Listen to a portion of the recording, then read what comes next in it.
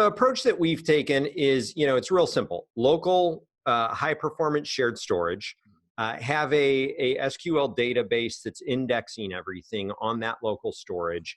And then we push and pull files to the cloud storage. We keep that index of those files locally. So you can literally, search kind of like you do in Finder, kind of like you do in Spotlight. You can just search for a file, find that file. And with our database, with our search, our whole goal is like, let's not make it matter whether it's on your local storage, whether it's in your Backblaze pool, whether it's on a hard drive sitting on the shelf. So it's just like, here's the file, here's the location. And then if it's in cloud storage, if it's in Backblaze, right click, restore that file, bring it back locally. It really makes a very, a lot of people don't understand how ethereal kind of object storage can be. It's not a file system where it's like, I'm going to click through my folders. Right. And we try to put a layer to kind of, make that feel like it's just, let's click through some folders. And you literally can just click through some folders if you want, that's how I work. That's, I've been going through folder tree structures for the last 30 years. Like, it's just what my brain is used to. Amen. And what you've done is a really smart way of adding this overlay and enhancing that solution.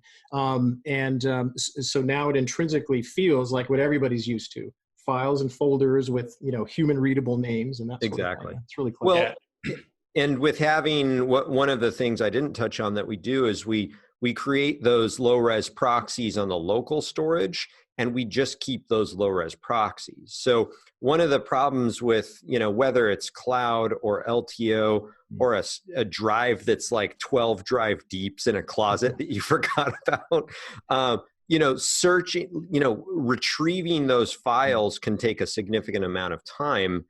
So it's very important to be able to preview those files, to be able to see them and play them back before you go through the trouble of restoring that data.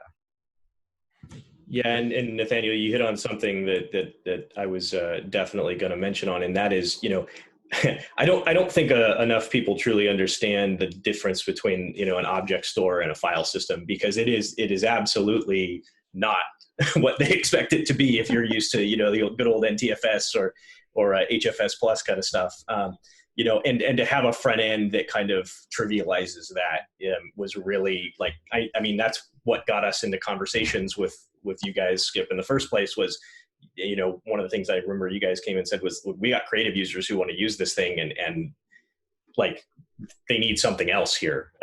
So that was kind of our goal around that. And I think we did a relatively good job at it.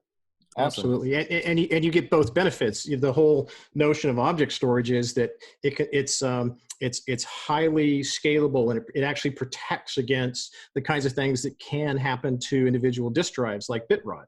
It's like so if that ever happens, say in something stored as an object, it'll immediately be flagged and either repaired or retrieved from elsewhere in the storage. So it has all these techniques to make sure that what you write to object storage is always retrievable 100 years from now, exactly as you wrote it. And that right there is a really outstanding advantage of an active archive. And now when you pair it with something that makes it as easy to discover as browsing through projects and files and folders, and even automatically making those proxies for you before you ship it to Backblaze and the raws get moved in, that's a killer solution.